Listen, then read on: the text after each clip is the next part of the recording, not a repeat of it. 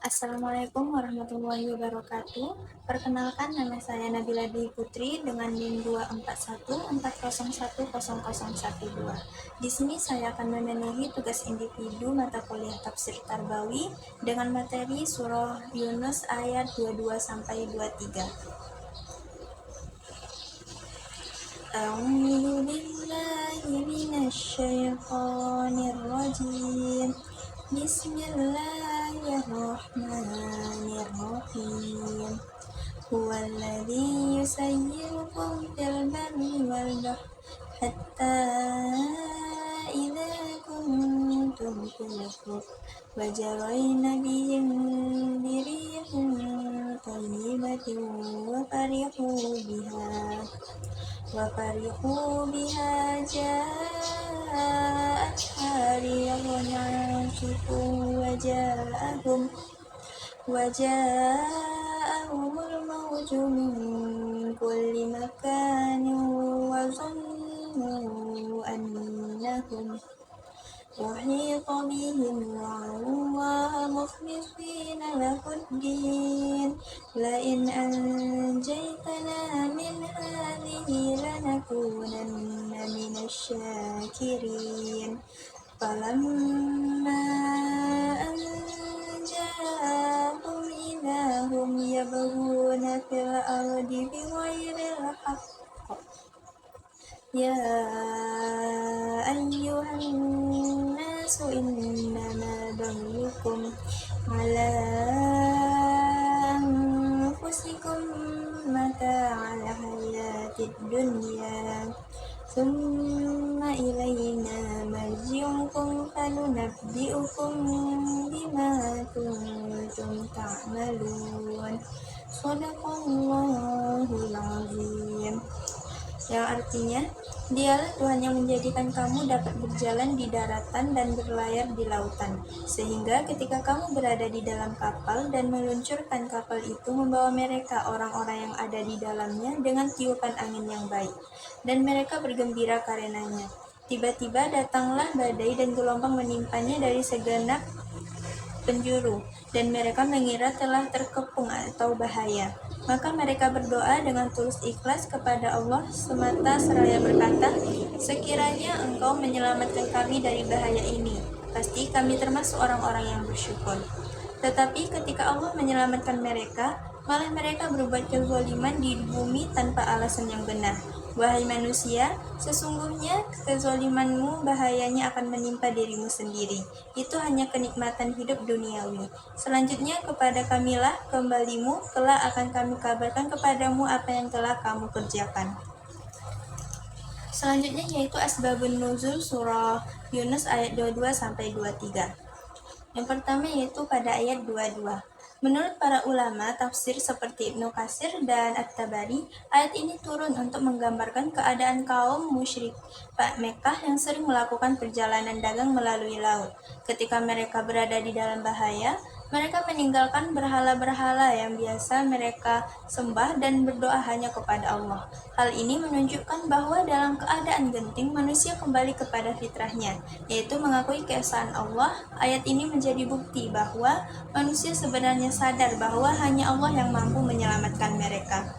Ayat ini menjelaskan bahwa Allah memberikan kemudahan kepada manusia untuk bepergian di darat dan di laut. Ketika manusia berlayar dengan kapal dan angin bertiup dengan tenang, mereka merasa senang dan aman. Namun ketika datang badai besar dan gelombang menerjang dari segala arah, mereka merasa takut akan kematian. Dalam kondisi terdesak tersebut, mereka berdoa kepada Allah dengan tulus dan berjanji akan bersyukur jika diselamatkan. Selanjutnya yaitu asbabun nuzul surah Yunus ayat 23. Ayat ini turun sebagai teguran bagi orang yang ingkar. Setelah diselamatkan dari bahaya, mereka kembali menyekutukan Allah dan melupakan janji yang telah mereka ucapkan. Oleh karena itu, Allah menegaskan bahwa keingkaran tersebut tidak merugikannya, melainkan merugi diri mereka sendiri. Ayat ini tidak hanya ditujukan kepada kaum musyrikin Mekah, tetapi juga menjadi pelajaran bagi seluruh umat manusia sepanjang zaman. Setelah Allah menyelamatkan mereka, manusia kembali berbuat zalim dan melupakan janji mereka. Allah menegaskan bahwa kezaliman itu hanya merugikan diri mereka sendiri. Pada akhirnya mereka akan kembali kepada Allah dan diminta pertanggungjawaban atas perbuatan mereka. Adapun nilai-nilai pendidikan yang terdapat dalam surah Yunus ayat 22 sampai 23 yang pertama itu nilai tauhid. Quran surah Yunus ayat 22 sampai 23 mengajarkan bahwa hanya Allah satu-satunya tempat manusia bergantung. Ketika berada dalam bahaya di tengah laut, manusia secara spontan berdoa dengan penuh keikhlasan kepada Allah. Hal ini menunjukkan bahwa dalam fitrahnya manusia mengakui keesaan dan kekuasaannya. Nilai pendidikan dari ayat ini adalah pentingnya menanamkan keyakinan yang kuat kepada Allah sejak dini, sehingga manusia senantiasa bergantung kepadanya dalam setiap keadaan baik, senang maupun sedih. Lalu yang kedua yaitu nilai syukur.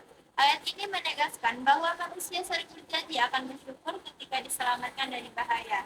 Namun setelah memperoleh keselamatan, sebagian dari mereka justru melupakan janji tersebut. Oleh karena itu, ayat ini mengajarkan pentingnya rasa syukur atas setiap nikmat yang diberikan Allah. Syukur tidak hanya diucapkan melalui lisan, tetapi juga diwujudkan dalam bentuk ketaatan, ibadah, dan pemanfaatan nikmat untuk kebaikan. Lalu nilai pendidikan selanjutnya yaitu nilai istiqomah. Quran surah Yunus ayat 22 sampai 23 menggambarkan sifat manusia yang cenderung ingat kepada Allah saat mengalami kesulitan tetapi melupakannya ketika berada dalam kemudahan. Dari sisi pendidikan, Islam menekankan pentingnya istiqomah, yaitu tetap teguh dalam keimanan dan ketaatan kepada Allah dalam segala kondisi. Sikap ini akan membentuk pribadi yang kuat, stabil, dan tidak mudah terpengaruh oleh perubahan keadaan. Yang keempat yaitu nilai kejujuran dan menepati janji. Ketika menghadapi bahaya, manusia berjanji kepada Allah akan menjadi hamba yang bersyukur jika diselamatkan. Namun setelah selamat, sebagian dari mereka mengingkari janji tersebut. Hal ini memberikan pelajaran tentang pentingnya kejujuran dan menepati janji. Dalam kehidupan sehari-hari, nilai ini membentuk karakter yang amanah dan dapat dipercaya, baik dalam hubungan dengan Allah maupun sesama manusia. Dan nilai pendidikan terakhir yaitu nilai larangan berbuat zalim. Ayat 23 menegaskan bahwa setelah diselamatkan manusia tidak boleh berbuat zalim di muka bumi. Kezaliman mencakup segala bentuk ketidakadilan seperti menipu, merugikan orang lain, dan melanggar hak sesama.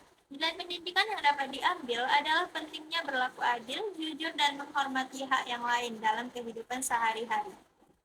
Nilai pendidikan selanjutnya yaitu nilai kesadaran akan fitrah manusia.